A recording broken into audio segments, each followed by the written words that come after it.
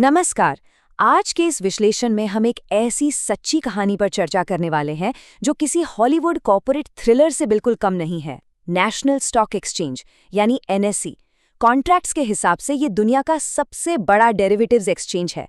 इसका आकार और इसकी जिम्मेदारियां इतनी विशाल है कि सब कुछ एकदम सटीक और कड़े नियमों के हिसाब से चलना चाहिए।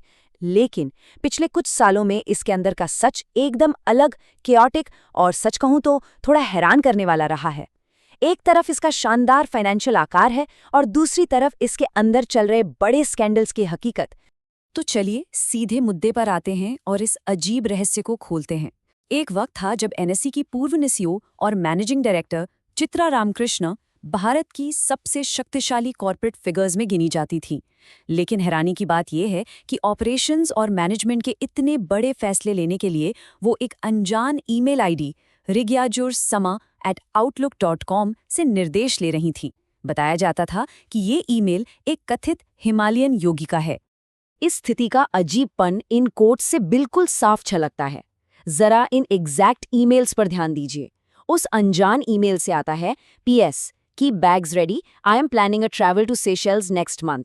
Today you are looking awesome, you must learn different ways to plait your hair. ये वाकई में थोड़ा हास्यास्पद लगता है ना?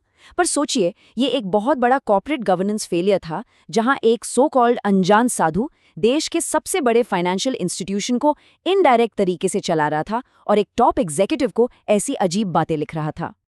और हाँ, इस सबका सबसे बड़ा असर सैलरीज पर दिखा।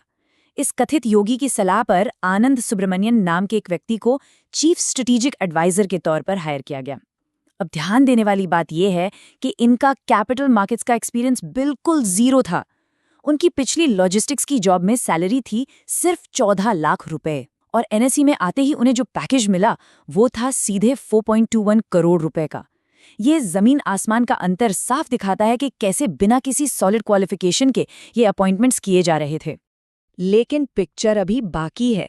असल प्लॉट ट्विस्ट तो आगे था। जब सीबीआई ने इस मुद्दे की गहरी जांच की तो अपनी रिपोर्ट में एक ऐसा खुलासा किया जिसने सबको चौंका दिया। ये अनजान योगी कोई और नहीं बल्कि खुद आनंद सुब्रमण्यन ही थे। सोचिए, इंटरनल चेक्स और बैलेंसेस की इतनी भारी कमी थी कि एक पपेट मास्टर का ये पूरा नाटक बिना किसी रोक टोक के सालों तक चलता रहा और एनएसई के बोर्ड ऑफ डायरेक्टर्स को इसकी भनक तक नहीं लगी। आइए अब आगे बढ़ते हैं इस कहानी के अगले हिस्से पर, the need for speed, colocation और डार्क फाइबर। योगी के इस पूरे ड्रामे के दौरान ही इंफ्रास्ट्रक्चर लेवल पर भी बड़े खेल चल रहे थे। तो ये कोलोकेशन और डार्क फाइबर आखिर है क्या? इसे एक थीम पार्क के VIP फास्ट पास लेने की तरह समझिए। इस सिस्टम में कुछ चुने हुए ब्रोकर्स को अपने सर्वर्स सीधे एक्सचेंज के डेटा सेंटर के अंदर लगाने की इजाजत मिली। इसके लिए dedicated unlit optical fibre cables का इस्तेमाल किया गया। इससे उन्हें माइक्रोसेकेंड्स का एक जबरदस्त लेटेंसी एडवांटेज मिला। और जैसा कि हम जानते हैं, स्टॉक मार्केट में यही एक माइक्रोसेकेंड आगे चलकर करोड़ों रुपए के अनफेयर मुनाफा का खेल बन जाता है। सेबी की जांच रिपोर्ट निष्पक्ष तरीके से बताती है कि यह डार्क फाइबर स्कीम काम कैसे करती थी। दरअसल इसमें कुछ ब्रोकिंग फर्म्स को अलग से फायदा दिया गया। संपर्क इंफोटेनमेंट्स नाम की एक कंपनी ने बिना जरूरी लाइसेंस के ही केबल्स बिछा दी। इस पूरी प्रक्रिया में एनएसई के कुछ कर्मचारियों की मिलीभगत से वे टू वेल्थ और GKN सिक्योरिटीज जैसे ब्रोकर्स को बाकियों के मुकाबले लोअर लेटेंसी मिली। इस स्कीम ने मार्केट के बाकी हिस्सेदारों के साथ बिल्कुल ठीक नहीं किया, सेबी के नियमों को बाईपास किया और एक लेवल प्लेइंग फील्ड को बिल्कुल खत्म कर दिया। चलिए देखते हैं एक और बड़ा मुद्दा, tapping in data leaks, systemic bypasses and security vulnerabilities. ध्यान दीजिए, उस दौरान सिर्फ स्पीड का फायदा ही अकेला टेक्निकल लूपहोल नहीं था। यहां हम स्टेप बाय स्टेप समझ सकते हैं कि कैसे कॉन्फिडेंशियल कॉर्पोरेट अनाउंसमेंट्स लीक हुए, जिसे डेटा डिस्क्लोजर लूपहोल का नाम दिया गया। पहला कदम, पुराने ट्रेड डेटा को स्टोर करने का काम एक थर्ड पार्टी को दे दिया गया, वो भी बिना किसी फॉर्मल कॉन्ट्रैक्ट के। दूसरा कदम, इस डेटा को NSE data and analytics limited subsidiary के जरिए राउट किया गया। और तीसरा कदम, इसका नतीजा ये निकला कि आम जनता तक जानकारी पहुंचने से पहले ही कुछ एक्सटर्नल क्लाइंट्स को ये प्राइस सेंसिटिव जानकारी मिलने लग गई थी। इसके साथ ही सेबी और सीबीआई की जांच में कुछ और भी गंभीर बातें सामने आईं। सेबी ने देखा कि ट्रेडिंग एक्सेस पॉइंट यानी टैप सिस्टम के आर्किटेक्चर को भी ब्रोकर्स ने बाईपास कर लिया था ताकि उनकी ट्रेड्स और तेज हो सकें। और इसके बाद आता है सबसे चौंका देने वाला खुलासा। सीबीआई केस के मुताबिक आईसेक्स सर्विसेज नाम के एक साइबर सिक्योरिटी वेंडर ने 2009 से 2017 के बीच बिना किसी परमिशन के एनएससी कर्मचारियों के फोन्स को इलीगली टैप किया। अब आते हैं इस कहानी के अंजाम पर, the clean up bill, settling the scandals.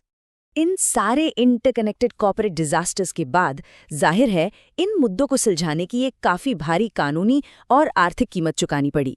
ये मामला कितना लंबा खींचा, इसका अंदाजा इस टाइमलाइन से लगाया जा सकता है। 2015 में एक विसल ब्लोअर के ईमेल ने पहली बार कोलोकेशन स्कैम को दुनिया के सामने एक्सपोज किया। फिर 2019 में सेबी ने 62.58 करोड़ रुपए का डिसगॉजमेंट ऑर्डर जारी किया। 2022 आते आते डार्क फाइबर केस में 44 करोड़ की पेनल्टी लग गई। फिर कानूनी लड़ाई सैट में गई, जहां 2023 में एनएसई ने 100 करोड़ रुपए जमा किए। और आखिरकार पूरे एक दशक के बाद 2025 में एनएसई ने इन मामलों को हमेशा के लिए बंद करने के इरादे से 1388 करोड़ रुपए की एक विशाल सेटलमेंट एप्लीकेशन फाइल की। इस क्लीनअप बिल का आकार सच में बहुत बड़ा है। सिर्फ इन आंकड़ों पर ही गौर कर लीजिए। कोलोकेशन और डार्क फाइबर मुद्दे को सुलझाने के लिए लगभग 1388 करोड़ रुपए, टैप बाईपास केस सेटलमेंट के लिए 643 करोड़ रुपए और डेटा डिस्क्लोजर केस के लिए 40 करोड़ रुपए। इन आंकड़ों को एक साथ देखने पर साफ पता चलता है कि एनएसई को अपना नाम और अपना सिस्टम साफ करने के लिए कितनी बड़ी कीमत चुकानी पड़ी है, और वो भी बिना किसी फॉर्मल गिल्ड को एडमिट किए हुए।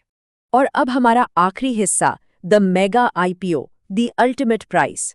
यहाँ एक बहुत ही वाजिब सवाल उठता है कि आखिर एक्सचेंज इन सेटलमेंट्स के पीछे हजारों करोड़ रुपए ऐसे क्यों बहा रहा है।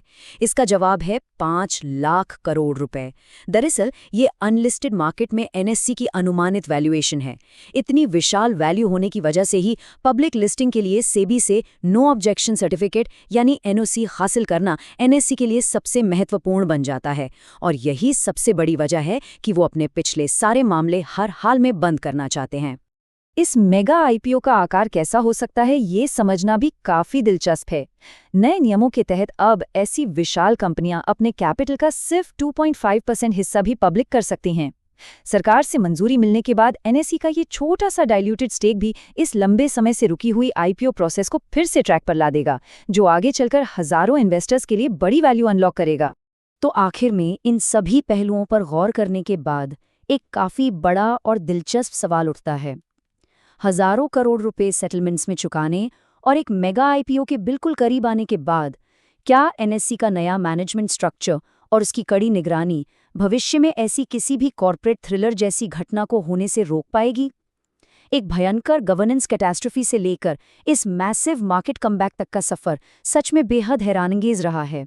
आगे चलकर आईपीओ पर तो सबकी नज़र बनी ही रहेगी, लेकिन फिलहाल इस विश्लेषण को यहीं विराम देते हैं।